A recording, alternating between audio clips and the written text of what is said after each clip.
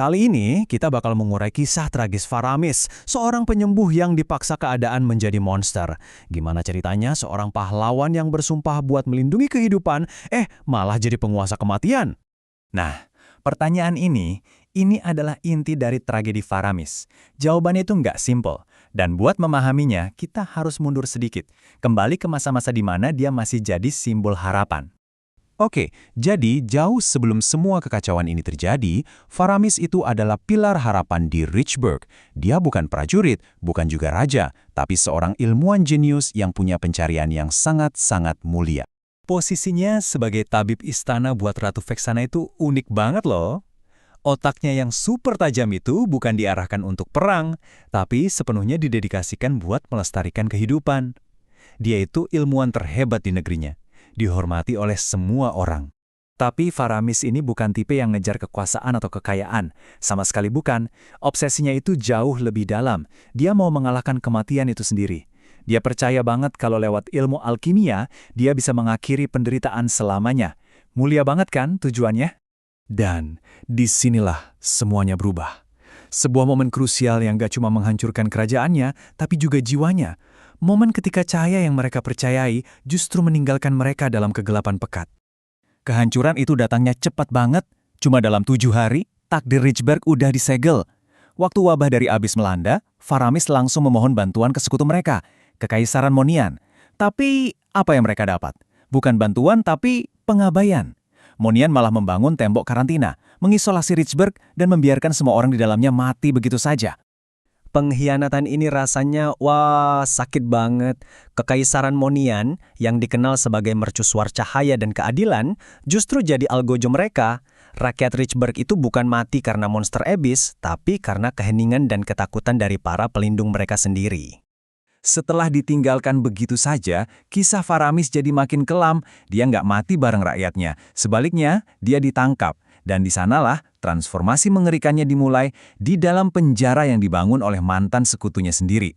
Proses transformasinya ini benar-benar brutal. Dia ditangkap Monian atas tuduhan sihir hitam, disiksa habis-habisan di sel sambil sekarat karena wabah. Tapi, dia menolak buat menyerah. Dalam keputusasaan, dia malah bereksperimen pada dirinya sendiri. Tubuh manusianya hancur lebur, tapi ramuan alkimia terakhirnya berhasil menyelamatkan jiwanya, mengikatnya ke dunia ini, dan terlahir kembali sebagai sesuatu yang baru dan mengerikan.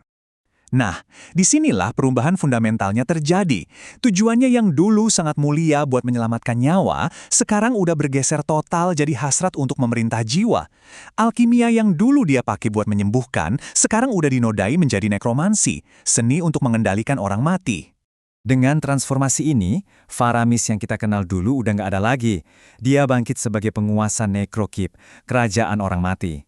Bukan lagi seorang penyembuh, tapi gembala bagi jiwa-jiwa rakyatnya yang telah gugur.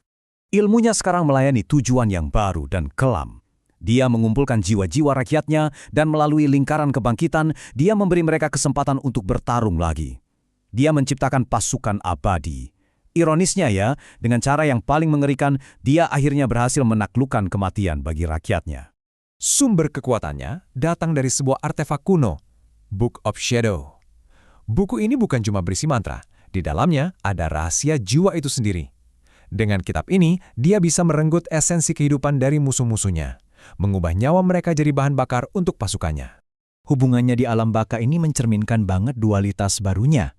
Dengan Ratu Vexana, dia punya ikatan simbiosis yang lahir dari penderitaan bersama. Tapi, perlakuannya ke Leomord nunjukin betapa jauh dia udah jatuh. Dia mengikat jiwa kesatria itu, menolak memberinya kedamaian abadi, dan malah memaksanya untuk melayani. Sang penyembuh itu kini telah jadi seorang tiran. Dan ini membawa kita ke babak terakhir dari kisahnya. Semua kekuatan yang udah dia kumpulkan, semua jiwa yang dia perintah, semuanya sekarang cuma punya satu tujuan yang jelas dan mengerikan. Tujuannya sekarang simple dan mengerikan. Sang penyembuh udah lama mati. Yang tersisa hanyalah seorang alkemis yang didorong oleh satu-satunya hal, balas dendam terhadap Kekaisaran Monian. Pada akhirnya, Faramis nggak lagi melihat dirinya sebagai penjahat. Dia percaya kegelapan miliknya yang lahir dari rasa sakit yang nyata itu jauh lebih jujur daripada cahaya Monian yang munafik. Ini menyisakan satu pertanyaan besar buat kita semua. Dalam kisah pengkhianatan dan balas dendam ini, siapa monster yang sebenarnya?